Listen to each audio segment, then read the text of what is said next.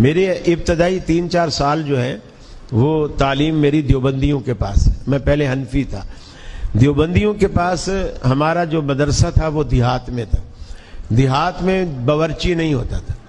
اب کیا کرتے تھے, کچھ گھر والوں نے, جیسے ادھر ہے, ہر گھر والے نے استاد جی سے کہہ رکھا تھا کہ ہم روزانہ 2 بچوں کا کھانا دیں گے, صبح بھی دیں گے شام کو بھی دیں گے. کسی نے کہہ رکھا تھا ہم 1 بچے کا کھانا دیں گے, کسی نے ہم 3 بچے کا. تو استاد جی کھانے کے ٹائم پہ ہمیں بھیجتے تھے, ایک برتن ہوتا ساتھ, ہم وہ لے جاتے اس گھر میں جا کر, جو ایک طرف جتنے گھر پڑتے 1-2 طالب علم چلے جاتے, وہ کسی کے گھر میں کڑی پکی ہے اسی میں ڈال لیتا, ساگ پکا ہے اسی میں ڈال لیتا, گوشت پکا ہے اسی میں, آلو مٹر پکے اسی میں, گاجر کدو پکے وہ بھی, دنیا کی ہر حتیٰ کہ دال پکی ہے وہ بھی اسی میں, سارا بن جاتا. اب جب استاد جی کے پاس ہم آتے, ان کے پاس اور بڑا پتیلا ہوتا تھا, تو وہ چھوٹے پتیلے جہاں جہاں سے بھی آتے جاتے اس بڑے میں ڈالتے جاتے, پھر اس میں ایک چمچ چلاتے, ایک عجیب مرغوبہ سا ایک بن جاتا, لیکن کھانے میں بد ذائقہ نہیں ہوتا تھا. لیکن اگر کوئی ہم سے پوچھتا کہ بھائی آج آپ نے کیا کھایا ہے, تو ہم کسی کو بتا نہیں سکتے تھے کہ کیا کھایا ہے, کہ اس ڈش کا کوئی نام نہیں تھا. ساری دنیا جہان کی چیزیں, یہ جو گھر میں کتنا بھی امیر آدمی ہو نا, زیادہ تیر مارے گا ایک وقت میں 2 ڈشیں بن جائے گی, ورنہ تو عموماً ایک ہی ڈش بنتی ہے. لیکن یہ جو مولویوں کی گردنیں موٹی اور توندیں بڑی ہوتی ہیں, اس کا راز ہی یہی ہے کہ یہ اتنے گھر کی اتنی ورائٹیاں جب مل کے وہ روزانہ لے گا تو ظاہر بات ہے بٹن بھی تنگ پڑے گا, کپڑے بھی ہر سال جو ہے سلائی دوبارہ کروانی پڑے گی, بڑھوانا پڑے گا. اب ہم یہ دعا کرتے تھے کہ یا اللہ کوئی ایسی جگہ کوئی دعوت بھیج جو ہمیں بھلے دال کھلائے لیکن ایک چیز کھلائے, یہ مکسر نہ ہو, ایک چیز ہو.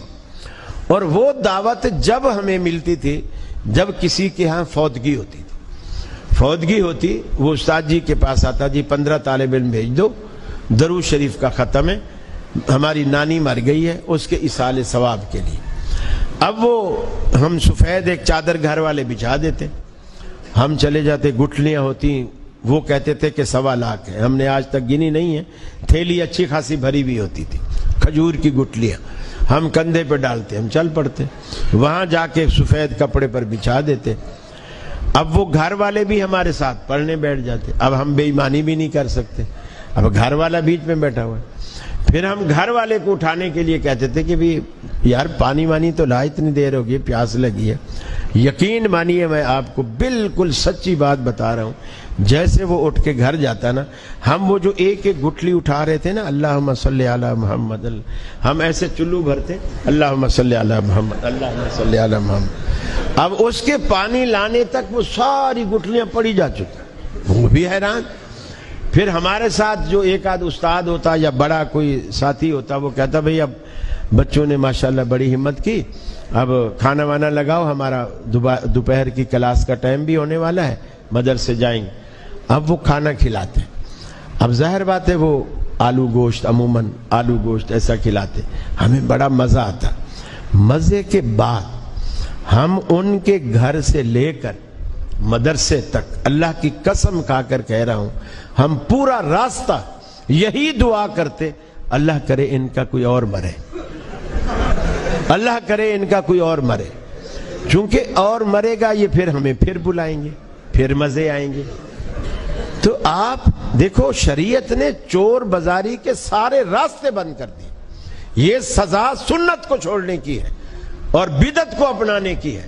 آپ نے اپنا پیسہ بھی ضائع کیا, مال بھی ضائع کیا, وقت بھی ضائع کیا, اور بجائے دعائیں لینے کے بد دعائیں لی. دیکھیے طالب علموں کو کیا پڑی, ہم میری نانی کو بخشواتے پھرے. طالب علموں کو کیا پڑی ہے, نانی میری ہے بخشوائیں گے, وہ کیوں بخشوائیں گے, ان کو تو روٹی چاہیے اور بوٹی چاہیے, بس ساتھ یہ 2 چیزیں چاہیے. میرے بھائیوں, بچو ان خرافات سے, ان بدعات سے, ان چیزوں کو اختیار کرو جو رسول اکرم صلی اللہ علیہ وسلم سے ثابت ہے.